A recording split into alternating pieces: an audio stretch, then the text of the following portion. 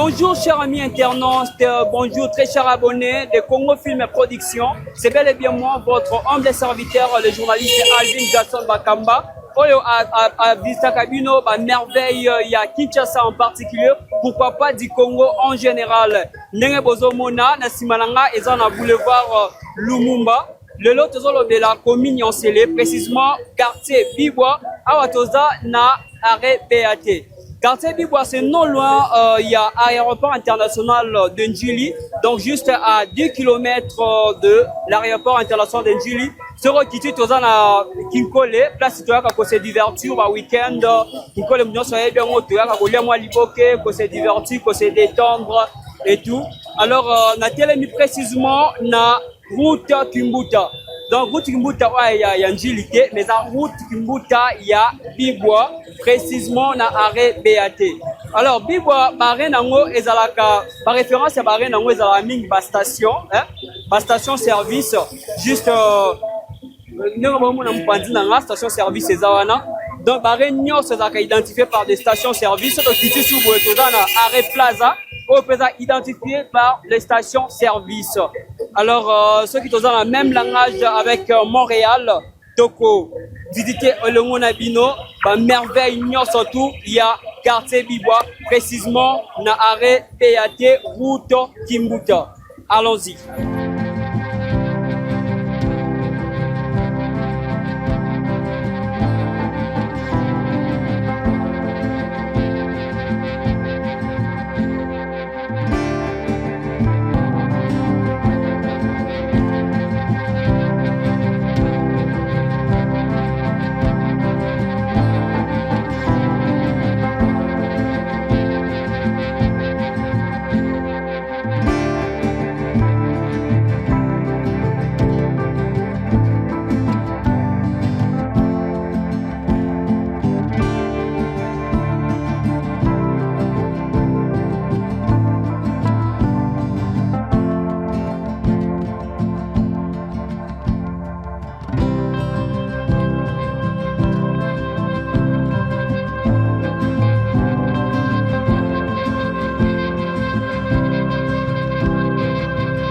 Voilà, de commune cité Olive Lembe Kabila, cité à ex-première dame, il y a Mboka na biso. Nous na prometa kibino que tu revisiter la cité na CLA, la cité a tellement ébélé dans quartier Bibwa. Tu commune déjà na moko la cité na biso, il y a maman Olive Lembe Kabila. Oya tiango à la portée de tout le monde. Donc c'est à la portée de tout le monde, comme vous pouvez voir. Banda kutu ezana ba couleur moko vraiment. Il y a l'harmonie, la beauté, l'esthétique. Et puis, vous voyez, ils ont venu, hein. Ils ont vraiment, c'était tellement mounen, ils ont kabol pe venu. Et puis, venu, ils ont porté combo yaba, province Nabiso. Comme vous pouvez voir ici, nous sommes sur l'avenue Bandundu. Nous sommes sur l'avenue Bandundu, ils ont Kendeboé. Bandundu pesa province Nabiso, il y a Congo. Vous voyez, ici, vraiment, respecter vraiment les normes. Ah, na mona ngo loko la Canada parce que norme tonyeli yango wana. Donc c'est comme au Canada, c'est comme aux États-Unis, respecter vraiment nzete ezali, on peut respirer l'air fraîche. Donc en plus calme ça. Mon depuis to coach a calme ça vraiment qui miezali mutu avani na kwena et malgré eza séparé na miramulaité mais mutu azo garder quand même ban na ye mutu azo kipe makamu na ye. Ne bakino le baro donc azo garder ban na ye azo kipe makam na ye. Vraiment cité oyo na kat to redécouvrir ensemble les ana hôpital na compte cité les ana école na compte cité les ana terrain de football pour na ban na baje ya bana tout ça et ils a na kat cité tout ça mais il y a une chose. Cité o est accessible pour na batolbana pour tout le monde. Donc ex première dame na biso asala ki onke mutu tupe akoya azune pe mupepe abeti pe bale obeli pe boye na hôpital ezate ke non hôpital ezara pour na batura o bavanda non hôpital ezara pour na mutu nyonso obeli pe boye o juste na yo oye po beti bale batbana bana pe batanga awa wana tozopusa malembe na avenue Maniema moko kaka ya ba province na biso ya Congo avenue Maniema tozopusa na malembe elongo na réalisateur na ngai to pusana romona bana bazo jouer na bango donc la vie est normale ici, la vie est normale banda ku bitoko et on est dans la couleur moko nayebi te basala neni mpo bosala ndako na te parce que nga na vanda na bosala ndako na nga parce que namona partout ndenge moko ba couleur tout ndenge moko ba bosala te ndeni ba je crois ils ont ba numéro ils ont numéroté numéro 1 numéro 2 numéro 3 donc chaque parcelle ils ont un numéro nango moi au bosala les ati namoni pe mai yango wana je sais pas ça mai à fourrage ou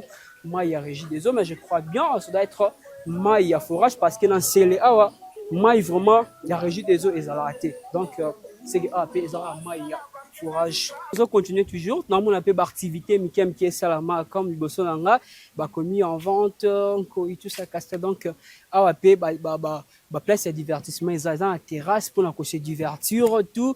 Donc ici on s'ennuie pas. Donc tout ils ont comme une petite ville là. Ils ont comme une ville même qui est nyo suiza awa. Oh nyo solu. Connu au se détendre un peu. Au Milama Castel nayo, au Soma Castel nayo. Malem, toujours continuer. Mais et là, on a constaté, Riel Nyon c'est tellement propre. Waouh, je vois la raison. Donc, venir ça propre parce que poubelle, ils ont na quoi venir Nyon ça. Let's awa, puis maintenant la mon poubelle.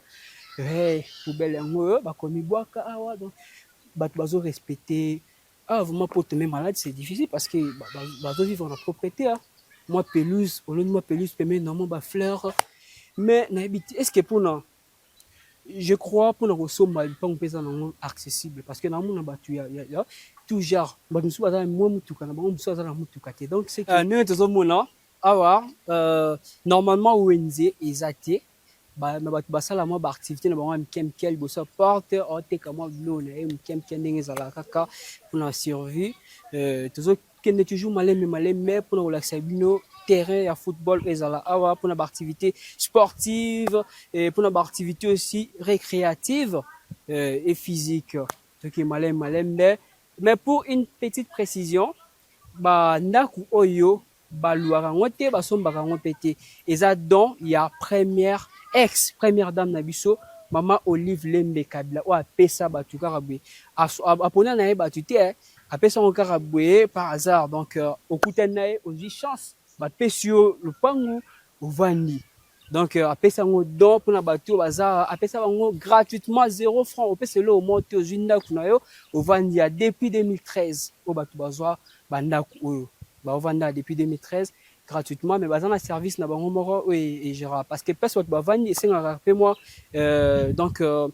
donc coordination hiérarchie moko ezala wana gouvernement donc egere gouvernement na bango local ya cité ya eza bana chef ya cité awa agera bango baza na souci na bango pour éviter mambo ya insécurité et tout mais sinon baza na bango te na fin du mois comme locataire azolota kolo lopango non bango baza ba propriétaire ya place na bango bapesa bango et l'autre aussi na bango kaka keno Maman Olive a sali bonne fois na ye apesi bana mboka ba place et puis faut ba batela ngo mais je vois bazo batela ngo quand même parce que couleur depuis 2013 non bah changer en thème mais ça va toujours bien et en plus ça a été vraiment exaté ne ozomona na bariel na bango tout bazana ba poubelle o bazo boaka ba matiti ba tutu bazako tuna biso est-ce que bateka kama pangu kuna na cité Maman Olive est-ce que baluaka kuna non baluaka te bateka répéter en plus bapesa bango condition que non place oyo okoki koteka yango te eza pona yo Maman Olive apesi yo vanda wana donc bongisa yango pe tikelango comme héritage na mwana na yo tikelango comme héritage na mutu oyo olingi sinon vraiment na pesi merci mingi na ex première dame na biso vraiment pour cette bonne foi pour cet amour pour les Congolais vraiment c'est eza le mot malem mais tu kopesa ba tu place ya rovanda na mboko eza vraiment eza nzaka te ba pesi vraiment place lupangu boye kitoko ba tongo ba norme eza bien climatiseur mais yo pe ko embellir on a ba façon on ndingo lingaka ko dona ba fleur na yo mais surtout ko bouger couleur te pour eza na harmonie ko bouger ba signalé biso que non depuis maman Olive Lembe pesa bango ayaka na été atikela bango atika ngo na gestion ya chef ya cité mtajiraka makamu nyonso ya awa. Une fois de plus, merci beaucoup Maman Olive Lembe pour ses dons à la population congolaise. Voilà, to comme une école ya oezo porté comme ya Maman Olive Lembe Kabila dans na sala pour la République démocratique du Congo parce que école eza sous privé comme école publique ou atika ngona gestion à l'état.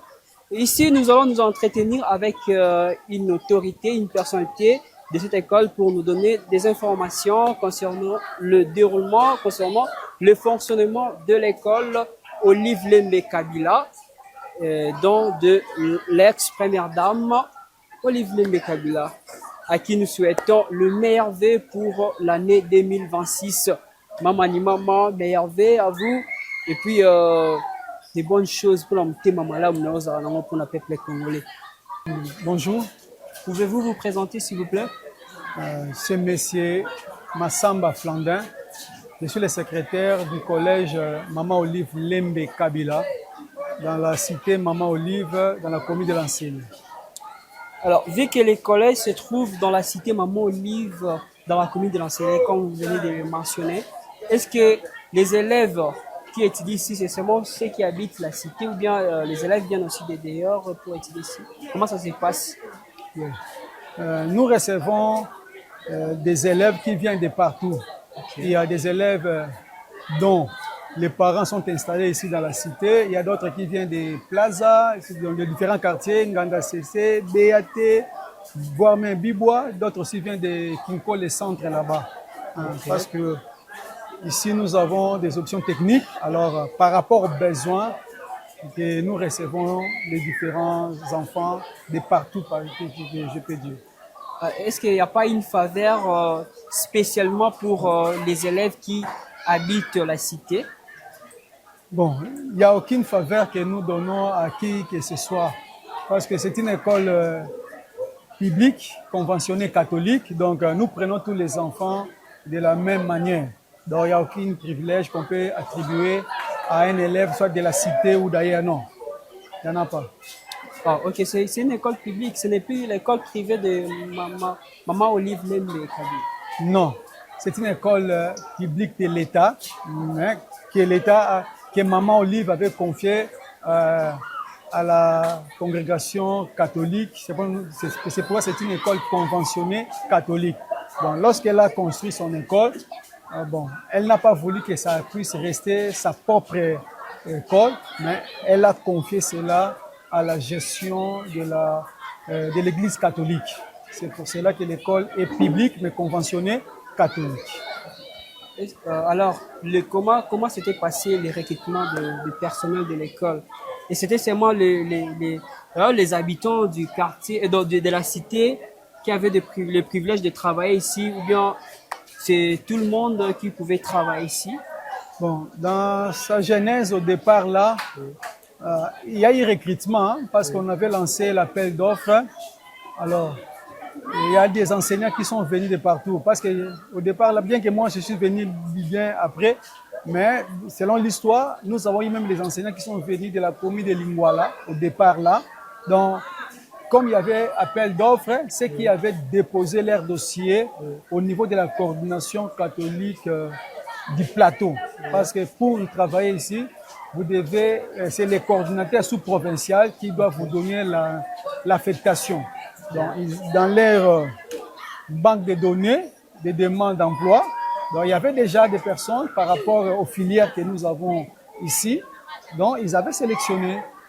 Donc on n'avait pas imposé ou demandé à ce que ce soit seulement les enseignants de la cité Maman Olive, non. On a pris de tout le monde. Okay. Alors, est-ce que vous n'avez pas un mot à lancer à Maman Olive par rapport à sa bonne foi, même si ce n'est plus son école, c'est maintenant sous la gestion de l'État, mais c'était quand même elle qui avait eu cette foi-là de construire cette école pour l'éducation des enfants du Congo, pas pour ne pas dire seulement de la cité Maman Olive Lembe. Bon, à Maman Olive Lembe, nous l'avions toujours considérée comme la bienfaitrice de notre cité et de cette école. parce que c'est elle qui avait eu cette vision-là.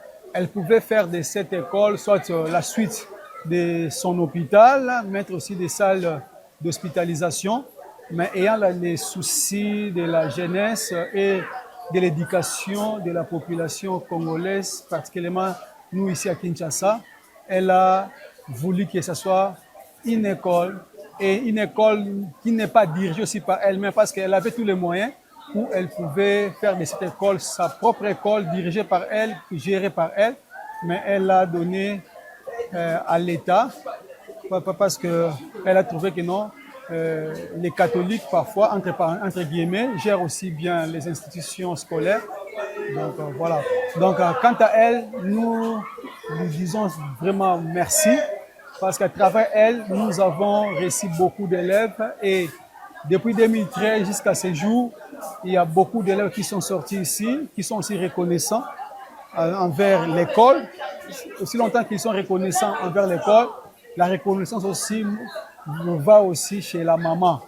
Sans elle, on n'allait pas former des couturières, on n'allait pas former des mécaniciens, des électriciens, parce que ici, nous arrivons aussi à fabriquer des chariots, les électriciens font aussi beaucoup de choses. Les couturières, n'en parlons même pas, parce que c'est la filière qui excelle beaucoup plus. Donc c'est grâce à elle. Donc nous lui disons vraiment merci. Et nous profitons aussi de cette occasion pour lui lancer nos meilleurs vœux de l'année 2026, que le Seigneur lui prête une longue vie et qu'elle ne puisse pas baisser les bras. Je sais que avec les moments, ça peut être difficile, mais quand l'occasion lui est donnée, qu'elle peut aussi faire encore beaucoup plus pour la jeunesse congolaise. Merveille, maman, notre ancienne ex-première dame, maman Olive Lembe Kabila, qu'on appelle affectueusement maman sociale. Merveille à vous. Je vous remercie, monsieur le secrétaire. C'est moi qui vous remercie. Voilà, on a toute une école Olive Lembe Kabila. Toto poussana, on a tout solo la na secrétaire ya école. On a apesi biso ba information comment l'école est tambolaka. On a to komisiko na terrain à football. Ndena epsa kibino, maman Olive a même terrain à football pour la jeunesse, pour la jeunesse ba CP là. Hein? Ba se détendre, ba se divertir, ba sakana na ndembo. Oh, merci beaucoup, maman Olive. Terrain, on a toujours mon image, TV za radio T, futur chancel même mon abisso, bazako s'entraîner. Ouais. Et puis surtout aussi si awa toko kenena bino na hôpital, parce que nena ebisa ki bino ke awa toza na hôpital, toza na école et toza na terrain à football. Wenze, ils ont déjà en construction. Parce que ça, le marché moderne, toujours il y a cité Nabiso, Maman Olive Lembe Kabila. Tout ça pour ça, Malembe, faut sur la Diogo quoi, tout sur la Diogo mon futur chancel même sur lobby quand même. Donc on va pour ça là et le là réalisateur là, ingénieur en GFT. Ah bah Diogo calme. Na ouais bah comment on a vu nous. Yo comment là? Comment on David. Comme David, un joueur. Au bête na sélection. Ah, je dans la sélection. Tu dois t'agarrer plus ou moins quartier. Ah, je peux pas dans la cité. Ok. Donc yo lingo ma grand joueur. Mon au bête na poste. Peut-être 6. Parce que modèle na yo to joueur ni omnen o lingo comme le wai. Comme Ving.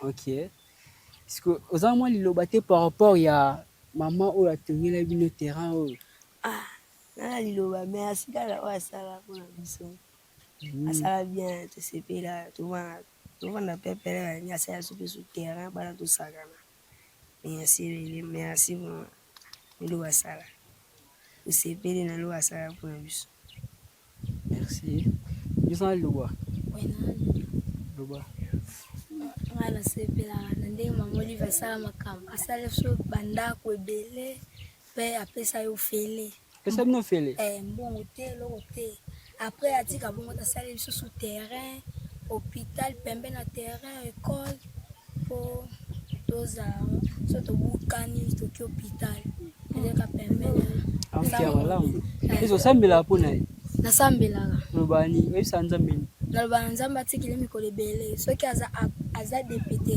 aya awa na ngai dasese na cité Mama Olive esika atika bandako ne tokovote na ndenge ya kitoko. Ok. Merci beaucoup. En tout cas, nouveau, toujours nouveau chasseur même mon sur lobby. Et puis moi aussi, je vais lancer un message dans les politiciens.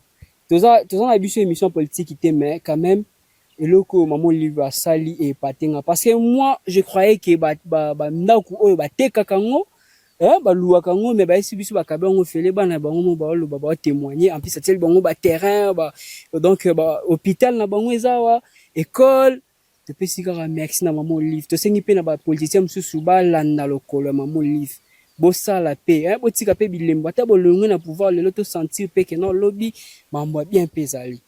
Merci beaucoup na cameraman na toujours continuer toujours.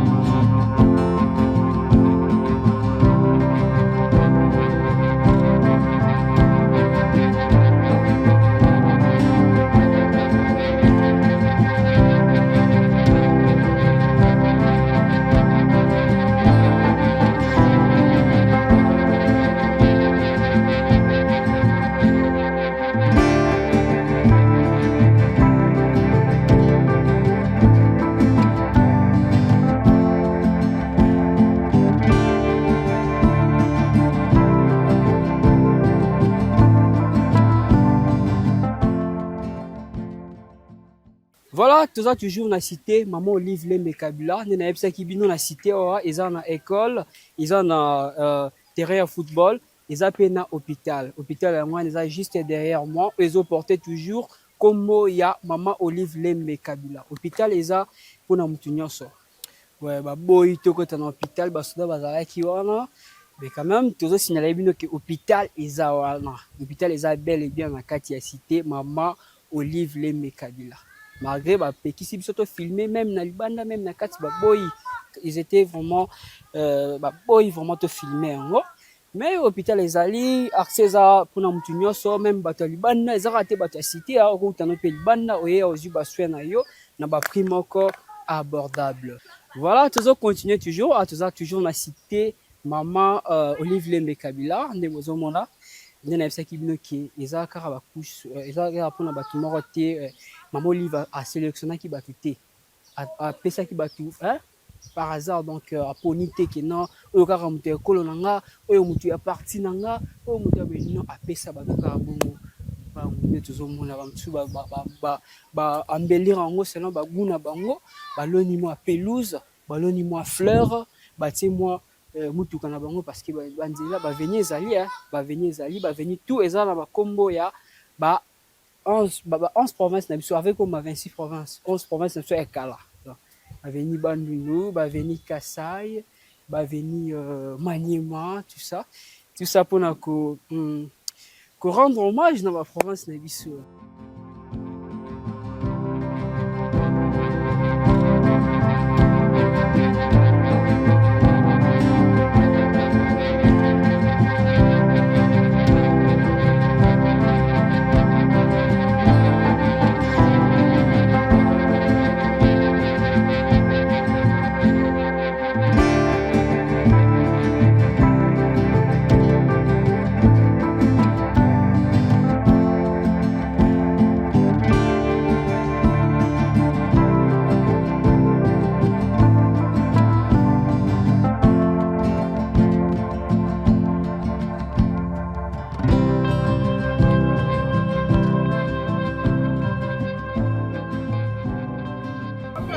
Voilà, à Tokomi na Arrêt Plaza.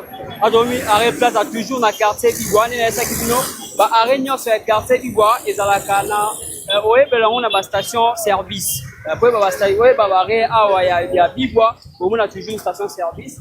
Awa tozana Arrêt Plaza. Plaza pona nini parce que ba pesa ngo pona espace mo ezalaka na Simon Plaza. Espace touristique, bah, dans au Sokola, comme le Simon Plaza, il y a comme référence, bah, fait ça moment arrêt Plaza. Toujours continuer, nangam, nangane, toujours la cité, cité jardin, où toujours découvrir ensemble tout à l'heure elongo na bino ba abonné na biso. Voilà, tokomi na place cité jardin et kozala. Yango tozomona comme ba maquette ezo lakisa biso. Et cité jardin eza projet à l'état congolais. Eza projet à l'état congolais, eza projet privé. L'état congolais moko à mettre en place ba moyens pour na ko tonga banda ku oyo na ba norme moko ya minele ah na norme minele ne bozomona na kati awa tozala na droit ya ba parc ya ba G parc ya ba G pour na bana terrain ya basket tozala na hôpital tozala lisusu na école tozala na école tozala na service ya sécurité locale ou eza juste pour la cité jardin et puis bandako eza vraiment très abordable. Donc à partir de 59 900 comme vous voyez avec moi ici et puis c'est un 9 900 dollars aux aussi immeuble vraiment immeuble parce que aux appartements hein, comme on dit aux appartements na kati wana je sais pas combien de chambres mais ça se voit déjà ndenge ba maquette na bango ezo la biso c'est que za lo mort donc mystique tout dans un terrain à volleyball dans un terrain à volley tout dans terrain à foot on est dans le baki liboso tout dans hôpital tout dans ba parc d'attraction pour na ba jeu ya bana et tout ndenge kaka ba maquette na bango ezo la biso projet oyo et batborotongo eza entreprise ya moderne construction ndenge yango mtezwi projet oyo na maboko tozomona déjà musala ezokende malembe mais ezokende pas des géants nde balobaka na français na lopoto à pas des géants parce que so bokali déjà à l'intérieur bomona déjà que déjà couler déjà béton et tout même si c'est une forme tenue vraiment normalement mais quand même tout le monde a déjà musala ezokende nango kitoko donc tozo continuer kuna elongo na réalisateur nanga tosi ngaka na l'état congolais a comme ça musala otina suka et comme asuma ba procéder comme non makangi bango parce que ba détournement entreprise détournement to boy mamboana donc pour ça que projet oyo ekomati au terme et celui qui tina suka et qui tina suka pour la population congolaise va sepela paix dans la station na biso moko dans la carte ya cité station pompier école comme j'avais dit hôpital et puis plein d'autres choses que beaucoup découvriront parce que vous voyez ça qui puisse que ils ont un blum sur la surprise donc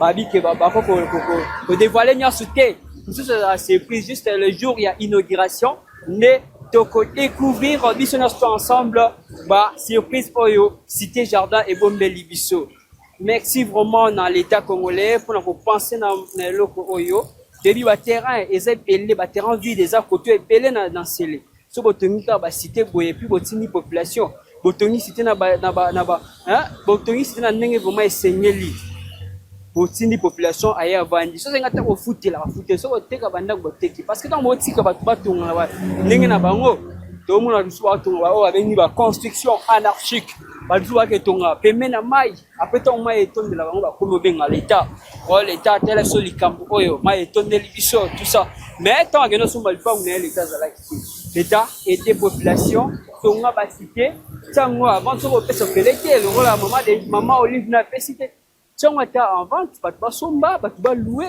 pas pour la condition européenne humaine, non? Pas pour la condition humaine, parce que pas pour la condition inhumaine. Nous avons là la maille humaine, nous avons là la OEC, excusez-moi, salité sur les kawana, vraiment c'est pas vraiment une bonne chose, c'est pas bien pour la santé populaire, c'est pas bien pour la santé.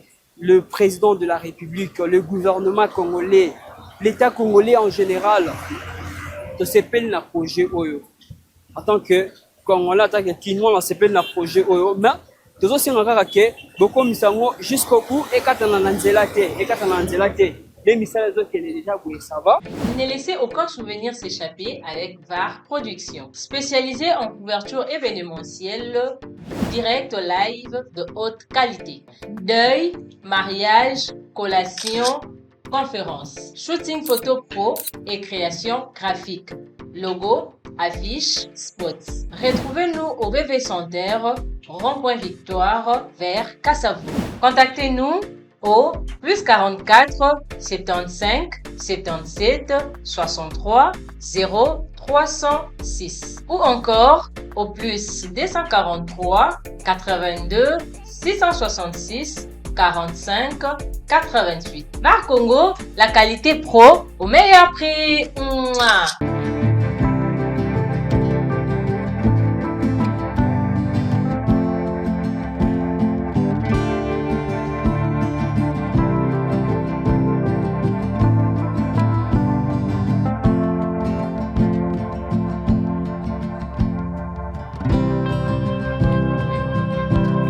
Ndenge bozomona toza awa na route Kimbuta.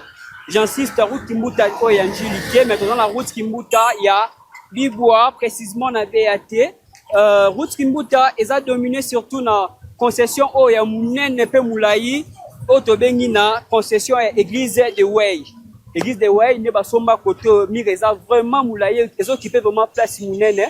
Donc oyo esalaka pe ke BAT ezala mpe malili par rapport ya ba quartier par rapport ya ba arrêt musuto ba coin mususu ya quartier Bibwa.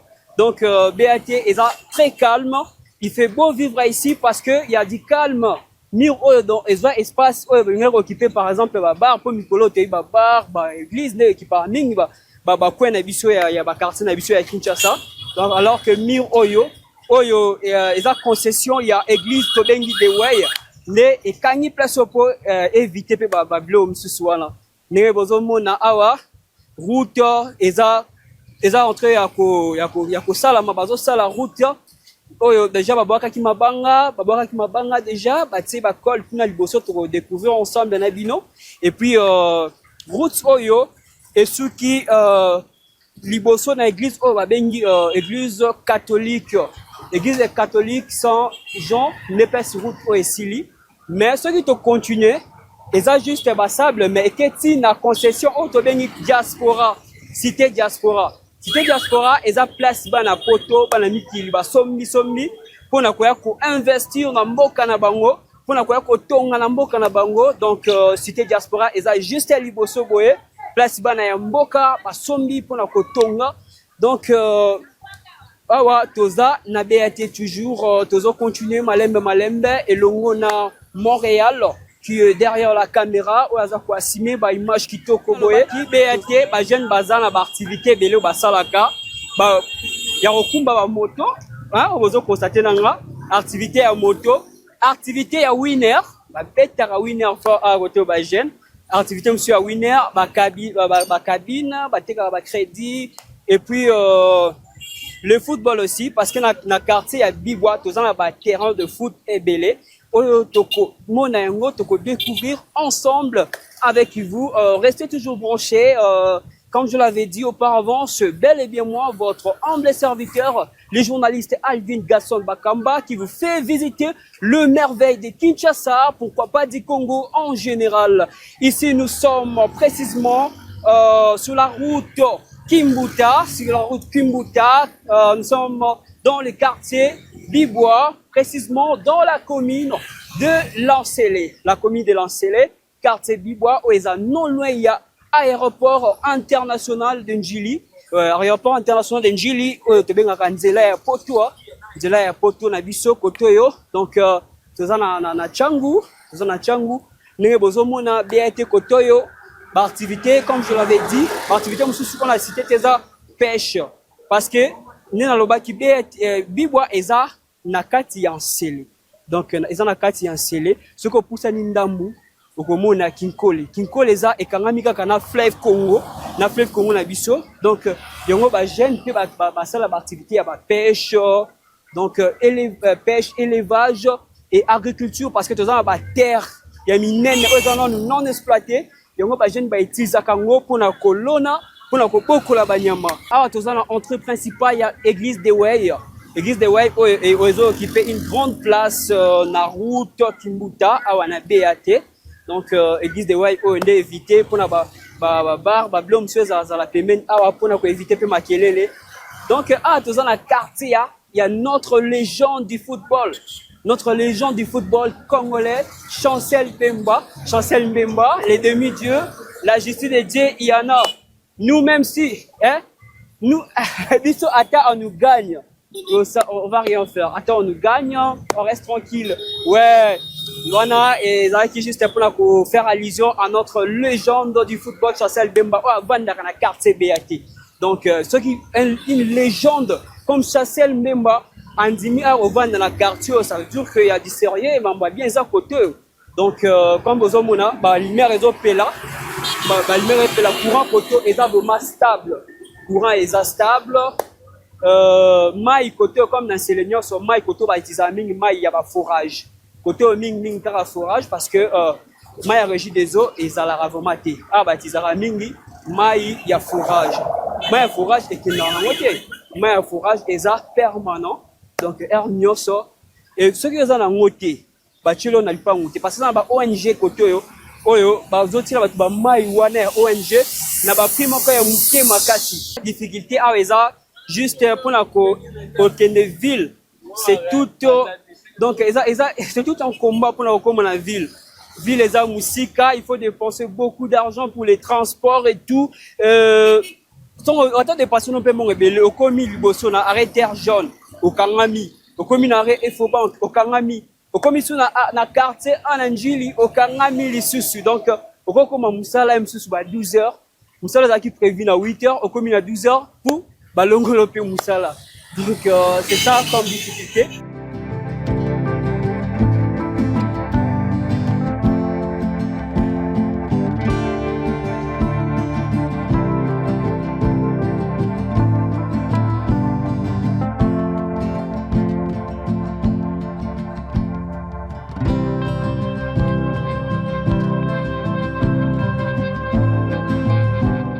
Voilà, tous en avenue Nzila, tous en poussant Malembe.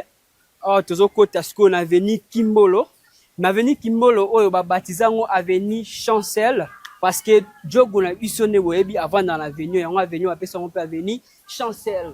Donc, tous en poussant Malembe, tu relaxes bino, juste on passe. Le pan où il y a Djogo na biso, Chancel, Mbemba, Otobengaka, les demi-dieux, la justice de Dieu, il y en a. Nous, attends, on nous gagne. Ça fait rien. Donc, continue toujours. On continue avenue Kimbolo, baptisé avenue Chancel Mbemba. On a encore honoré icône nabiso ya football.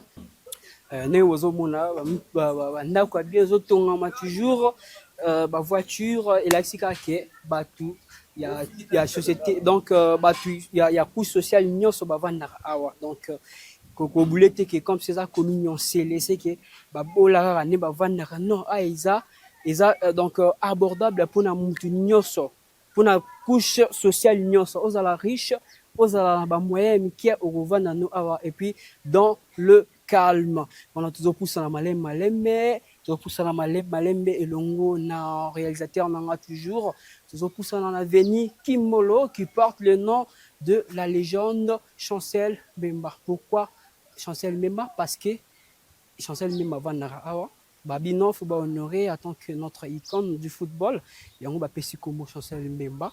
Bon place on est tellement calme où célébrité n'y se pas revendre naie personnalité n'y sort que ce soit personnalité politique que ce soit personnalité culturelle revendre nous dans les calmes et ça t'ira que vendra kana ville to na Gombe je sais pas où tu peux rester ici à BRT dans les calmes.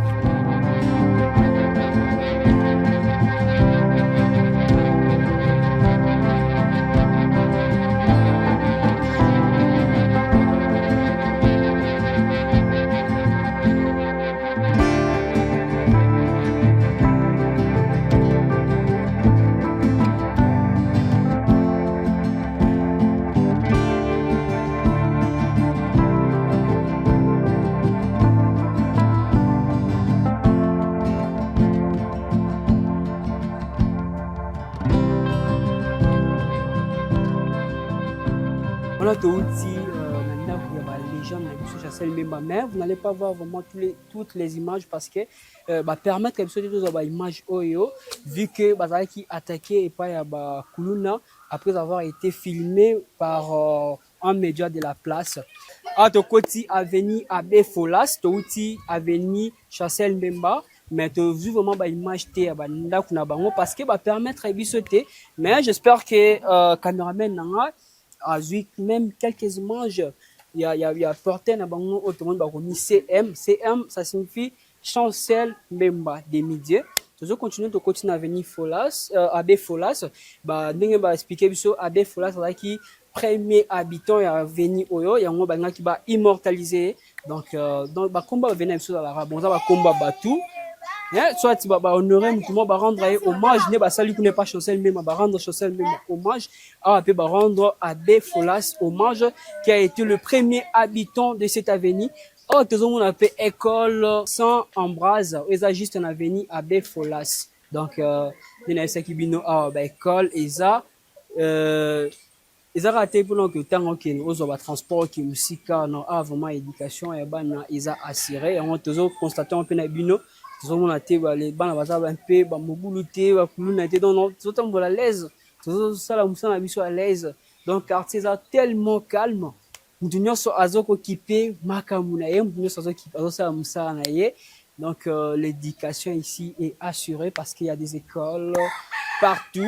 Bakritika wa Kinshasa que non, il y a seulement des églises et ça ba makelele et tout mais depuis le temps là vraiment tout le monde vraiment ba église té. Bino mombolo ba bozo mona na biso longo, ba église belé les alarisate mais tout le monde a plutôt ba école, ba hôpitaux. Donc, tout le monde a une construction moderne. Il n'y a pas de construction anarchique. On a tout outil avenue sans Amboise, Abbé Amboise, tout le côté on avenue Florence. On a tout moni, mère na biso a toujours mes cartes sur là bango. Ah, bah quoi c'est biso. Maman quoi c'est ce point? Oh, Florence. Avenue Florence. Ok, to côté avenue Florence, na moni ba mère na bazar to meka osola bango expliquer biso pourquoi avenue Florence parce que Florence là comme mutu. Bonjour maman. Bonjour papa. Comment nani? Florence. Comment na yo? Comment na ma Florence? Comment no ma Florence? On va na avenue Florence. Ah, na va na avenue Florence. Oh. Ateka makala. Coïncidence. Ole kinanga landry. Ok. Maman, yo, on va venir depuis Moulani, na BAT, koto. Sali des ans. Par rapport à des autres sali, bah, côté il y a bien où trouver na BAT par rapport à la commune de Choussou. Il a bien. Par rapport à Nini, est-ce que, sécurité, ça? Bah, coulé dans la BAT. Bon, maman, courant. Courant pe kitoko, mai kitoko. Mai kitoko, makamioso. Yeah. C'est maman mabeza te. Te maman beza ngate. Te ata maman ko goza ngate. Ata mutu ku sa bola muna ata maman mabeza ngate. Non, pour na yo donc mabe mo ezate. Ah merci maman. Si on a ngana ba ne point ba pesi Florence parce que Florence c'est comment mutu. Yo be comme non Florence, ba pesa o kombo te no. Okutande mutu yata pesa vile. Na wana ngate na yake ngako mona ngate Florence okutana. Ando yi nanga na baza. Mais au luka te olandela ta histoire te point ba pesa kombo Florence. Merci beaucoup maman Florence.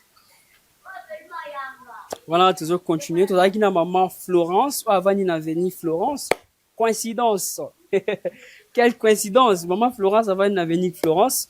Avec Yene Temerai Kosolamo Mkemke sur le plan positif et négatif, il y a BAT awa. Alors, c'est l'envoyé. Na BAT azomona ta mabe moko te sécurité est assurée et puis courant est stable, mai est en permanence. Donc pour na yé ata moi mabe moko te za côté. Pour na yé donc tout est OK. Tout est OK. Na habité azo côté là rapport ils ont porté comme on est venu ça comme on est entendu parce que pour na donc mabe moko te za tout est OK, mam tout OK. Ah, mais moi, j'y crois pas parce que ma baisang a raté, attends, tu vas ma bien, n'aime ta 100. ezalaka à Jésus-Christ. Donc biso tout ezalaka ba côté na biso positif na côté na biso négatif. Comment quartier ezanga ba côté négatif? Moi je crois pas, je ne crois pas vraiment. Sinon toujours continuer toujours non ingénieur nanga, mais na retike quelques minutes. Ah, je l'avais no ba image, ba belles images, il y a quartier na biso ya Bibwa na BAT. Entre-temps, pour notre que Nicolas Sabino site, comme je vous avais promis que côté au site na ba cité et donc ebele makasi. Ça ebele makasi auto découvrir na bino mais to découvrir une sauté, c'est vraiment impossible parce que Bibwa eza munene tara Bibwa bandi depuis l'entrée na ngwana si esuki na kinkole. Na kati ya Bibwa tozana ba arrêt ebele, tozana arrêt BAT, tozana arrêt arrêt plaza. O ba tusu ba confondaka ba bulaka plaza pesa quartier à part, ou ba bulaka BAT za quartier à part, mais BAT eza juste arrêt. Eza juste arrêt, on a betaki lisolo ki eza arrêt oyo ba pesa ngo pona compagnie ya liboso o ezalaki wana ebandaki kosala ba cigarette o batu ba melaka o ba bengi na kombo ya British American Tobacco société anglo-américaine du tabac. Et puis tout ça na arrêt plaza ba pesa ngo pe poani ba pesa ngo pona site moko na parc ba G ba piscine ba nezaka na kombo ya Simon Plaza ya ba pesa pe wana kombo arrêt plaza. Wana tozo poussa na malembe elongo na cameraman nanga ingénieur GFT tozo poussa malembe to rencontrer ba habitants ya BAT awa ba expliquer biso ba problème to ba difficulté ba za nango awa. Wana moni papa nanga papa bonjour. Bonjour papa. Papa comment nani? Je réponds au nom de papa Donna. Le papa Donna. Au venir en BAT. La fin de BAT au lycée. Ok. Vu qu'on va venir en BAT, moi lilo ba par rapport ya nzela oyo. Et tout c'est fait les miens faut te venir zéler ça les mais écoute tout à fait et ça les bien te pour te venir à côté on se tikali.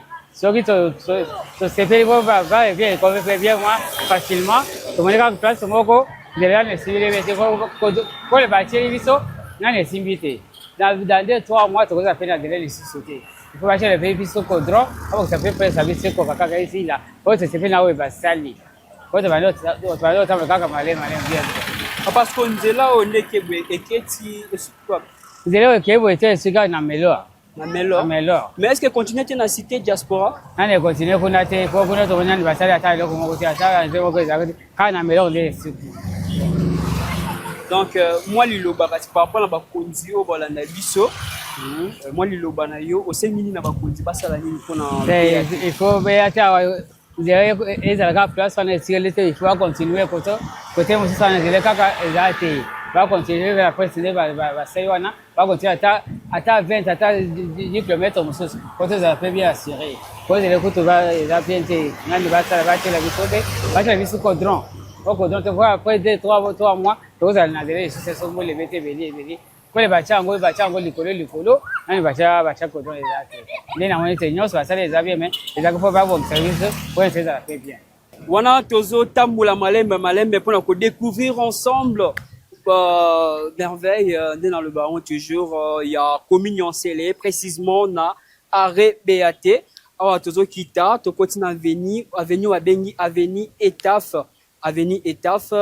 tozo mona na kati avenue Etaf o ba construction moko moderne donc dans la sabino que BAT ezar pembeni na cité diaspora donc cité diaspora eza bana poto o ba vanda mingi na ba États-Unis France Belgique tout ça ne ba ekiti boye ba ko somba mingi na communion scellée ba somi place mo étendeur munene ba on ba bengo na kombo ya cité BAT awa toza na avenue Etaf nde bozomona bazana problème à courant te sotali ba lumière publique ezopela déjà ti RWO na habité pourquoi mais tozomona da ba lumière publique ezopela.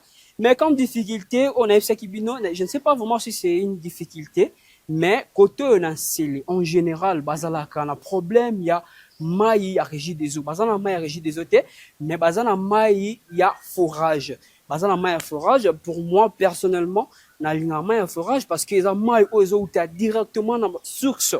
oyo uta directement na source par rapport ya mai oyo ya régie des eaux mai régie des eaux peut ko matina ndako na bino donc eleki na batue belé batue gata o bazo entretien na ngote donc ça peut vous donner de maladies ba bloc belé l'omelima il bumu passe mais mai o ya forage o ya scellé awa eza vraiment eau potable donc eza potable mutu nyonso ko melanga ta mona bébé abotami po bana bébé awa na Congo to mona so mona bébé abotami famille ba mai o en bouteille bateka na ba boutique na ba pharmacie moya mela mai ya régie des zones so mela ngote mais avec mai o ya forage o ya scellé awa mutu nyonso akoko melango à l'exception de personne que ça soit les nouveau-nés que ça soit tout le monde donc ba âge confondu bango tout ba ko mela mai wana.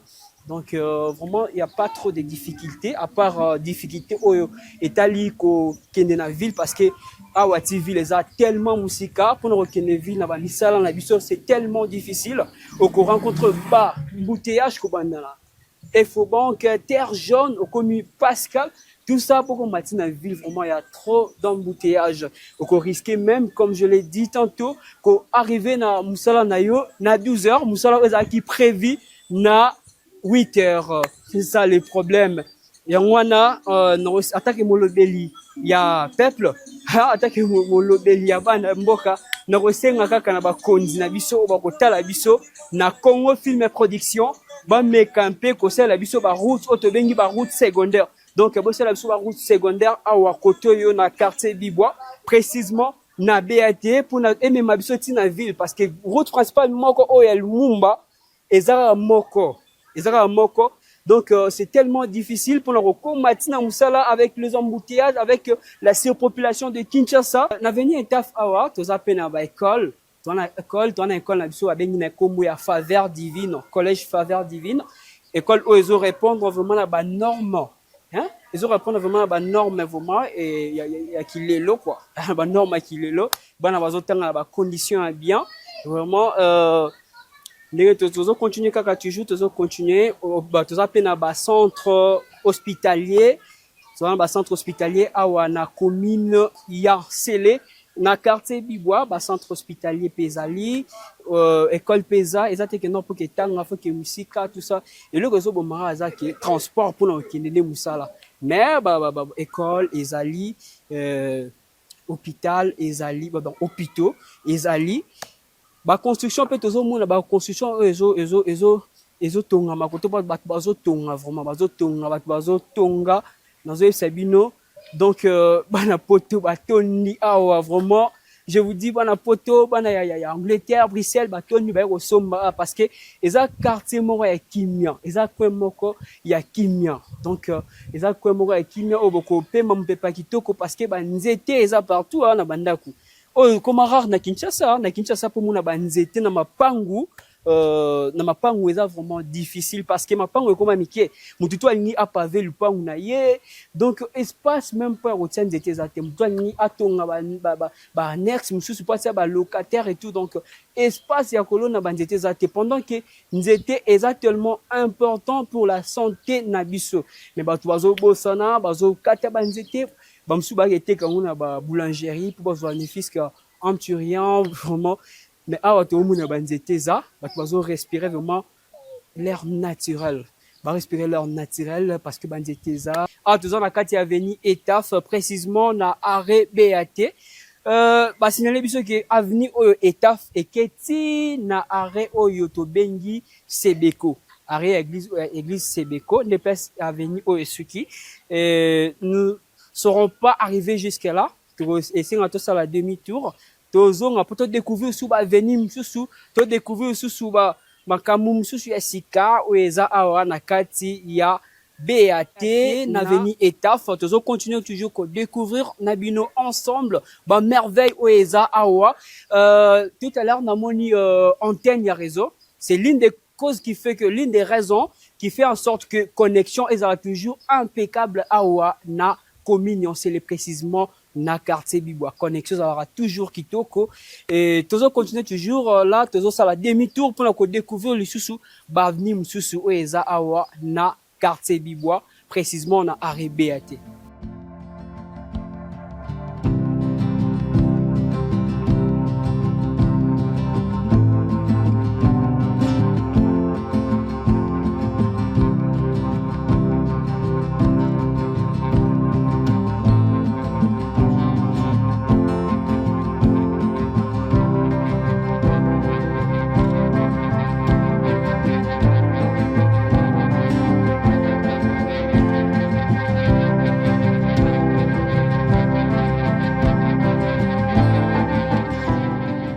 Ouais, neto bomoni tozongi sur la route Kimbuta, route ememi na cité diaspora. Cité diaspora on a ba keza cité ya bana poto, bana poto ba vandaka na ba Belgique, ba France, ba États-Unis, o ba préféra ko tonga na mboka na bango o ba zonga, ba somba na commune Nsele précisément na quartier Bibwa pour na kotonga. Tomoni œuvre na bango moko eza juste derrière moi. Eza restaurant et bar poto na poto ya bana cité diaspora. Diaspora eza ba congolais oyo ba vivre na pays étranger. Na cité ki ba pays wana ba France, ba États-Unis et tout. Ba yé na mboka na bango pour na ko investir pour na kotonga. Yango moni ba tongi pe moko ya ba restaurant awa oyo et permettre pe na ba imboka na ba restaurant ya Kinshasa na ba kinois ba zwa misala parce que ba ba serveur ba na ba barman tout ça et puis pe ba na mboka misala. Yango na tozo lancer pe appel na bino ba na poto ba jika tout bozana ba poto boya kotonga na mboka na bino. Bolanda lokolo ya bana cité diaspora boya botonga na mboka na bino parce que mboka na boza ezalaka mboka bapaya jamais kotonga na mboka mpaya ya na mboka no tonga et permettre pe baninga ba zwa ba misala. On tozo continuer tozo kota avenue mususu pour te découvrir pe ba merveille kaka toujours na lobelaka toujours ba merveille ya Nsele parce que Nsele eza place oyo ba commune tout bayaka na ba week-end pour na ko se détendre. Ils ont un site touristique ebele awa. Ils ont un parc, un bloc où il y a bien pour la se détendre, pour la se défouler. Donc, de côté na veni, de autres malembe et le na caméraman nanga, les grands réalisateurs, ingénieurs GFT. Bonne chose ne dire jamais, TV Zangonga. Nous sommes arrivés au terme de notre émission. Oyo et la Sakabino ba merveille ya Congo en général et de Kinshasa en particulier. De l'autre lobela qui mingi commune Nsele précisément quartier Bibwa. De la Sakabino ba merveille ya quartier Bibwa entre autres cité maman Olive Lembe Kabila Oazali ancienne première dame ya mboka na biso oyo apesa batu gratuitement. Et puis to la Sakabino lisusu cité oyo eza projet oyo eza ko salama. C'était l'État à mettre en place pour la population congolaise. Et tout ça qui vient de l'Issoussuneng, on va retourner à Banjela, na Arebibois et na Arebeate, pardon, on va retourner déjà à Nzelawana. Et quant à moi, je vous dis toujours de rester fidèle à notre chaîne Congo Film Production. Je remercie toute l'équipe de Congo Film Production, à commencer par notre boss au cordon. Et à celui qui était derrière la caméra, qui a assuré toutes ces belles images, mon grand réal, j'appelle ingénieur GFT. Et je vous remercie surtout vous, nos fidèles abonnés. Restez toujours connectés pour ne rien rater. Je peux me s'abonner, abonne-toi pour découvrir Congo, pour découvrir la place au Monati à Congo, la place à Kitoko à Congo, pour la Congo Film Production, de la Sarabino Kakate, pas mauvais côté à Congo, de la Sarabino P, pas bon côté à Congo. Quant à moi, je vous dis au revoir et à la prochaine.